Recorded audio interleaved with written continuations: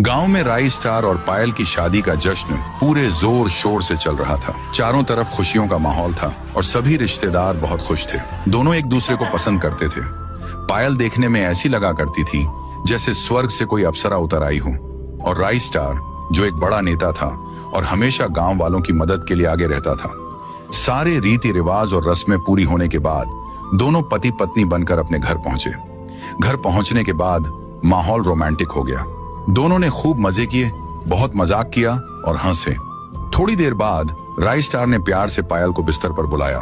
पायल भी बिना किसी झिझक के खुशी खुशी चढ़ गई। अगली सुबह गांव में एक खूबसूरत सी धूप खिली। राई स्टार और पायल अभी भी गहरी नींद में थे। तभी अचानक पायल हड़बड़ाते हुए बिस्तर से उठी और तेजी से नीचे की ओर भागी। सीधे बाथरूम में पहुंचकर पायल को अचानक उल्टियां होने लगी।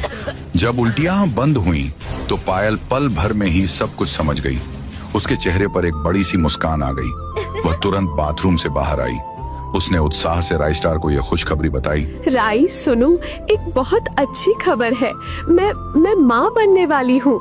जल्द ही हमारा घर बच्चे के रोने की आवाजों से गूंजने लगेगा। ये सुनते ही राई स्टार भी बहुत खुश हो गया। उसे भी अपने बिजनेस विरासत को संभालने के लिए एक बेटा चाहिए था। कुछ महीनों बाद उनके घर में सचमुच एक बेटा पैदा हुआ। वह काफी नटखट और बहुत ही खूबसूरत था।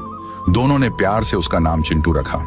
समय तेजी से बीता और चिंटू देखते ही देखते और बड़ा हुआ। राई स्टार पढ़ाई के लिए चिंटू को लंदन भेजने का इंतजाम किया। चिंटू एक बड़ी कार में बैठ गया और वह एयरपोर्ट के लिए रवाना हो गया। पायल और राई स्टार की आंखें नम थीं। कुछ दिनों बाद राई स्टार के भी जाने का समय आ गया। उसने पायल से कहा, पायल, मैं चुनाव के चलते एक जरूरी काम से दूसरे गांव जा रहा हूं। वहां मुझे कुछ प्रदर्शन और मीटिंग्स करनी है। मैं जल्द ही लौटूंगा, तब तक तुम अपना पूरा ख्याल रखना।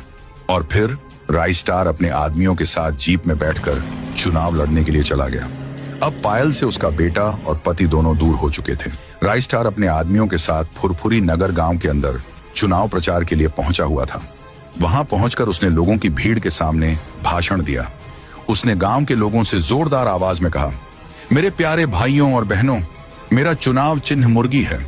अगर आपका प्यार और साथ मुझे मिला तो मैं इस पूरे फुरफुरी नगर को आसमान तक लेकर जाऊंगा। मैं वादा करता हूं कि आपके गांव में बुर्ज खलीफा भी बनवाऊंगा।